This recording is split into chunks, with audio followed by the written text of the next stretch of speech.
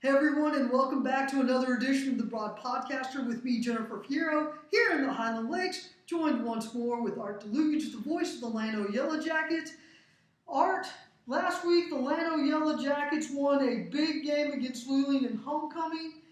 Great performance by the Jackets. Instead of taking the bye with the Mustangs, I actually went with you on Friday night. I have my impressions, but I want you to share yours, please. Well, I'm very interested in hearing what you have to say. I've got a bookload, almost literally, of statistics for the Jackets. But things will get tougher this week as Llano plays at UC Randolph on the Randolph Air Force Base in San Antonio. The Rohawks lost last week to Blanco 10-7, so good defense on both sides. We'll see if the Jackets can take care of that Rohawk defense, and that will be interesting, and also stop a couple of pretty good running backs. Well, one's a quarterback, the other's a running back. They both do a lot of running, and see if the Jackets can stop them when Llano does not have the ball. But what a 6-0 start for the Jackets. Never have trailed, averaging just about 46 points a game, more than 500 yards a game. These are just 48-minute contests. And Matt Green never plays a fourth quarter. He never met a fourth quarter he liked. In other words, if Llano is way ahead, he's going to pull out those first stringers for sure and not even let the reserves go crazy with the ball. Certainly no 40-yard passes. And Llano's game, I'm really needling him on this, ended not with one, I'm not even sure that's legal, it ended with 2 delays of game. So you know that's unusual. He's looking at that play clock, letting it get down to 2 seconds, 1, and sometimes run out. But he does not like to run up the score any more than he has to. Llano has been in the 50s 3 times this season, and only one other team in Llano school history has done that, and that was 1977. So, individually, it's just crazy. Briggs Green has thrown 15 touchdown passes. That's tied for 10th already for a season in school history. And why is that a big deal? Because all they do is run with the ball, you would think. But he's found a way to throw that many touchdown passes, including 5 against Luling, and that is tied for first all time for just a single quarterback. 2 quarterbacks have combined for 6. But as far as one is concerned, he now is tied for first with that. Carson Kirkendall close to 900 yards rushing for the year, an 8.1 yard average, 14 touchdowns. He has 31 TDs in his career. The 186 points is 6th most in a career. So great season for Carson. He and Miguel Hernandez, again, will have to run well against the Rohawks, and Briggs will have to throw well to gain a victory. 4 touchdown receptions last week from Jackson Dillard. Now he has 8 on the season. So it's just going great. I certainly will not forget to mention this week the offensive line. Ross Edwards, Dylan Kennedy, Hudson Godfrey, Daniel Sandoval, Juice Lang, and Brennan Green, and offensive line coach Richard Katner. So it's just all over the board. Anything you want to hear, yards and points, Llano is doing it. But it gets tough, as I said earlier.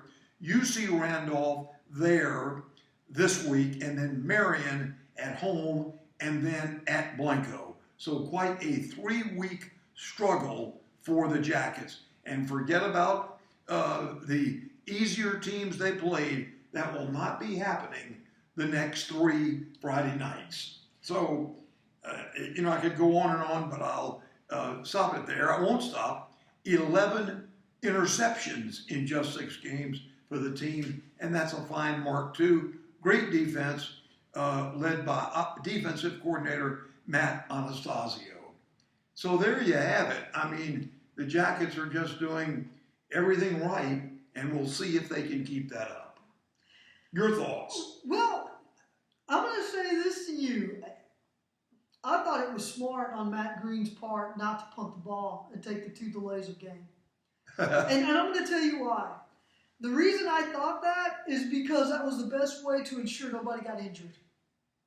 And as long as the officials continue to allow them to take the delays of game and go backward, why not keep doing it? Sure. That keeps everybody healthy. It keeps everybody safe. Well, it's like the running clock. Yeah, basically. Yes. And for the record, there was a running clock to start the third quarter again within that ball game. So the only time that clock stopped was on change of possession and timeouts. And I don't remember. I know Llano didn't take a timeout. No. And I don't remember if Luling did. It couldn't have been too many timeouts taken when the score is 51-12. Right. Well, I know that Luling took most of theirs in the first half. Right. So. Sure, first half. I mean second half. Yeah. So, and in that sense, when I say that Llano is the most complete team in the area, there's no doubt that Luling stacked the box to stop the run. And Briggs Green beat them with that. But there's no doubt the best throw he made in my mind,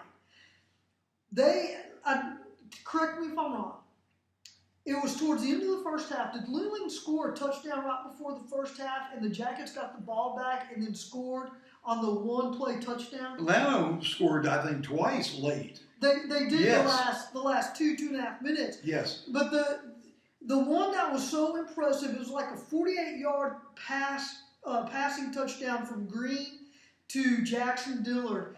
Yes. Is that Jackson was standing near the sideline when he caught the ball perfectly, squared his shoulders, caught the ball, and then had the presence of mind that his back foot landed just on the green. His back foot landed on the green so that he could stop and gather himself, let the defense run past him, and then he split the defense in half and went directly into the end zone. And that one play illustrated to me the chemistry that Briggs Green has with Jackson Dillard, the hours they spend together working on passing routes. That play illustrated how much time they spend together doing that. I thought it was a fantastic throw, and I did get a chance to talk to Jackson afterward, and he could not compliment the throw enough. I want to mention the other receivers who didn't have the numbers like that, but they are not to be forgotten. Sam Saltonfuss, Ross Prokop, and Coy Kelso has not really caught a lot of balls this year, but he might surprise you in the last 4 games of the regular season. I certainly hope so. And even Hayden Manahan, the linebacker, has a touchdown reception. That was against Austin Crockett. That won't happen too much, but you know, Llano likes to put in Manahan, Fitzkennedy, and Jackson Ray, all defensive players, into block at times. I love to see them when they do that. It's just a unique offensive plan by offensive coordinator Ryan Preem and Coach Green. Yeah, well, they did a fantastic job. And as you said, the next 3 games will say a lot for the Jackets, beginning with the trip to UC Randolph. Now, Blanco beat them 10-7, is that right? Yes. Okay.